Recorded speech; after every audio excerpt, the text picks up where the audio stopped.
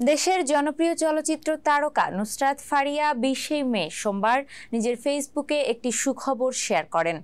ভারতের পারুল ইউনিভার্সিটির পেজের একটি পোস্ট শেয়ার করে ক্যাপশনে নুসরাত লেখেন, এ বিশ্ববিদ্যালয়ের অংশ হতে পারা গর্বের। প্রতিষ্ঠানটি তাদের অফিসিয়াল পেজে ঘোষণা করে আগামী 24 মে বিশ্ববিদ্যালয়ের প্রি কনভোকেশন অনুষ্ঠানে আমন্ত্রিত অতিথি হিসেবে বাংলাদেশের জনপ্রিয় অভিনেত্রী, মডেল, সঙ্গীতশিল্পী, টিভি প্রেজেন্টার ও রেডিও জকি নুসরাত ফারিয়াকে পেয়ে আমরা গর্বিত।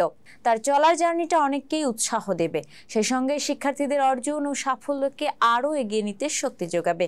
বিশ্ববিদ্যালয়ের পোস্টটি অভিনেত্রী শেয়ার করার পর অভিনেত্রীর সুখবরে খুশি ভক্তরা। এদিকে ভক্তদের পাশাপাশি খুশিও জায়েদ খান। সহকর্মীকে কমেন্টে জানান শুভকামনা।